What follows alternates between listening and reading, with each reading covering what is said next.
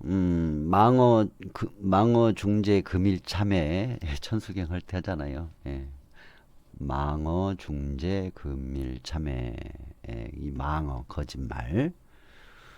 이 거짓말을 했을 때 얼마나 내 인생에 어떤 괴로운 일이 생기고 어떤 힘든 일이 생기는지 그 과거 현상을 알아보도록 하겠습니다. 첫 번째, 언어에 장애가 있다. 두 번째, 고르지 못한 치열을 갖게 된다.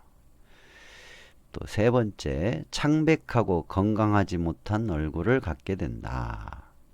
나쁜 시력과 청력을 갖게 된다. 여섯 번째, 체격의 불균형을 갖게 된다. 일곱 번째, 천박하고 거친 언행의 습관을 갖게 된다. 여덟 번째, 입이 항상 더러워 악취가 품어나온다.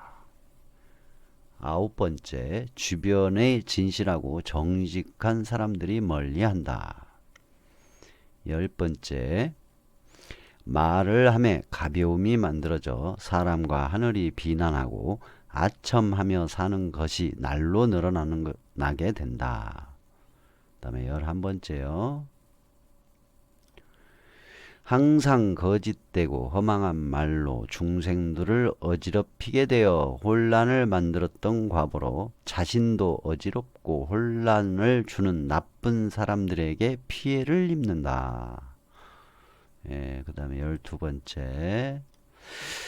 항상 자신의 뜻대로 되지 않아 괴로움을 받고 그것을 만회하기 위하여 또다시 아첨을 하고 거짓말을 해야 하는 신구의 삼업을 악한 쪽으로 향하게 된다.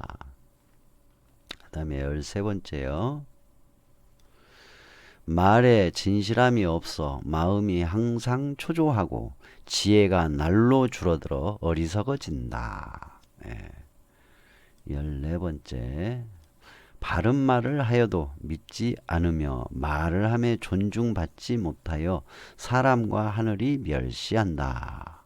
그 다음에 15번째, 어리석어져 진실이 아닌 것을 찬양하게 되고, 네. 나오죠? 어리석어져 진실이 아닌 것을 찬양하게 되고, 자신이 믿는 신들에게 억압하고 조복당하여 노예와 같이 살게 된다. 노예와 같이 살게 된다. 16번째, 시시비비 따지기를 좋아하여 매사에 충돌을 한다.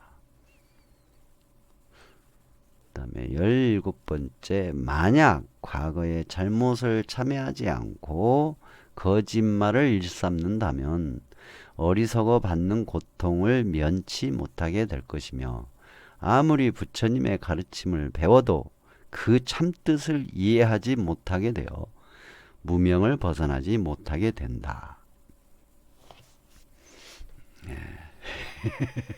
이게 허튼 내용이 아니에요. 정확한 내용입니다. 아주 정확한 내용이에요. 아주 사소한 거짓말 있잖아요. 아주 사소한 거짓말조차도 다 이 19가지의 그 과거 현상 속에 다 포함이 됩니다. 이제 그 강도가 차이가 있는 것이죠. 자, 18번째, 죽어서는 거짓에 속아 죽임을 당하거나 고통을 겪는 갈래에 태어난다. 살아서도 그러는 거예요.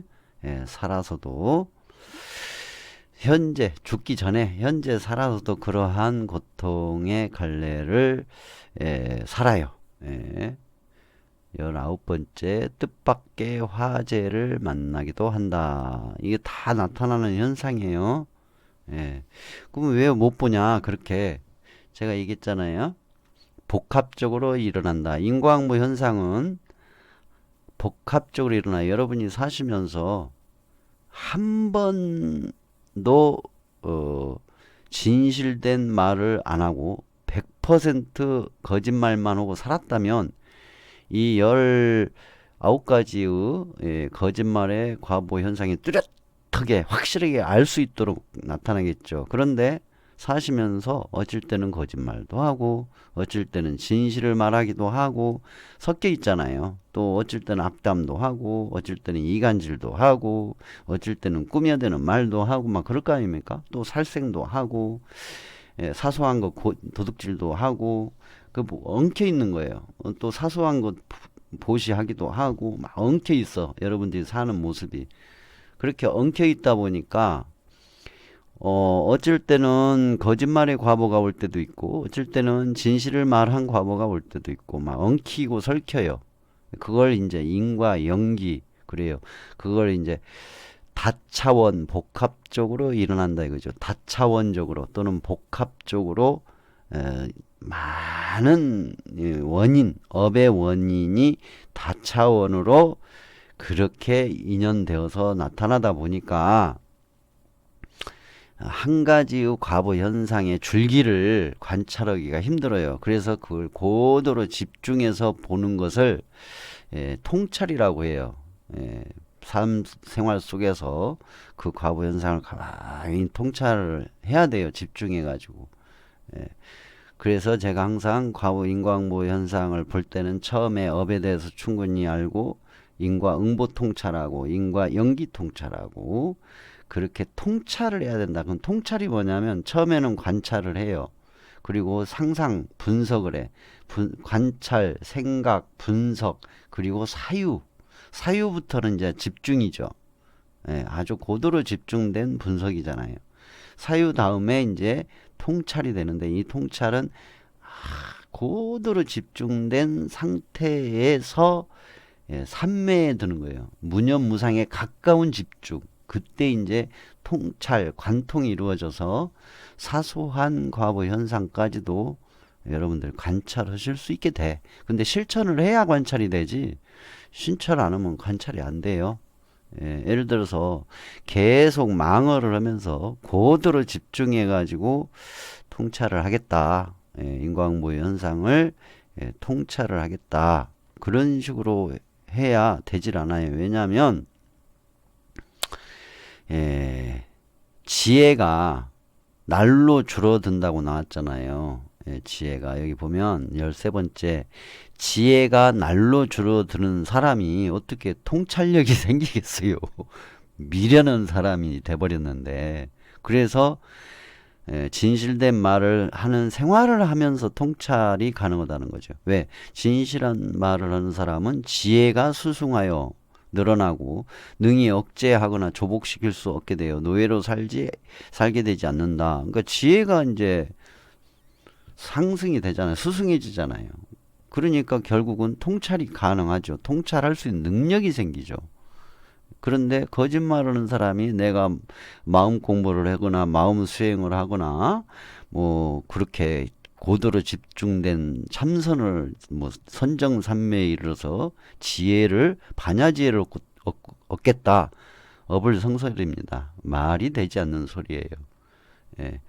진실한 말을 하는 과보로 인해서 지혜가 수승해진다고 나와 있어요. 그러니까 결국은 수행자가 반드시 할 것은 거짓말 하지 않고 진실을 말하는 삶을 살아야 그 수행을 해서 올바른 반야지혜를 얻을 거 아닙니까?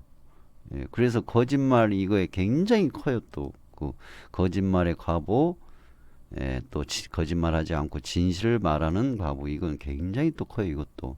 그래서 여러분들 방생하고 나누고 베푸는 보시행을 하고 사음을 하지 않고 올바르게 사신다 하더라도 이 말로 짓는 이 악업을 많이 지어버리면은 이 과부 현상이 나타납니다. 생활 속에서 괴로운 일, 고통스러운 일, 힘든 일이 생겨요. 그리고 자꾸만 어리석어져서 나중에 자신이 믿는 신들에게 억압당하고 조복당하여 노예와 같이 살게 돼요. 자신이 믿는 신들에게 노예가 된다. 여기 나와 있어요. 여기. 불자분들은 진실을 말하려고 노력을 하셔야 돼요. 진실된 삶을 사시려고 노력을 해야 돼요. 안 그러면 여러분들이 믿는 불보살님들에게 억압을 당하고 조복당하여서 노예와 같이 살게 되실 수도 있어요. 이건 법칙이니까 제가 얘기했잖아요. 부처님은 세상의 원리, 작용 원리의 법칙인 연기법을 깨달으셔서 우리에게 알려주셨어요. 종교를 어떤 종교를 막론하고 작용하는 거. 그래서 열심히 절에 다니시면서 나는 진짜 아주 신심이 깊은 불자야 하면서 기도도 많이 하고 사경도 많이 하고 또 오체투지 108배나 뭐 3000배 만배도 철야도 정진하고 참선도 철야 정진하신다 하더라도 이 망어 거짓말을 하시게 되면 이제 불보살님들에게 억압당하고 조복당하여서 노예와 같은 삶을 사시게 되는 거예요. 그 얘기도 들어있는 거예요. 타 종교 빼고 타 종교야 그러든지 말든지 뭐 할 게 뭐야. 우선 우리 문제. 이런 내용 굉장히 중요하고 그러면 이거의 반대가 뭐예요? 지혜가 수승하여 능히 억제당하거나 조복시킬 수 없게 되어 노예로 살게 되지 않는다라는 내용이잖아요. 진실됨으로 살면 이게 굉장히 중요합니다. 참고하시기 바랍니다. 네, 도움이 되셨으면 좋겠네.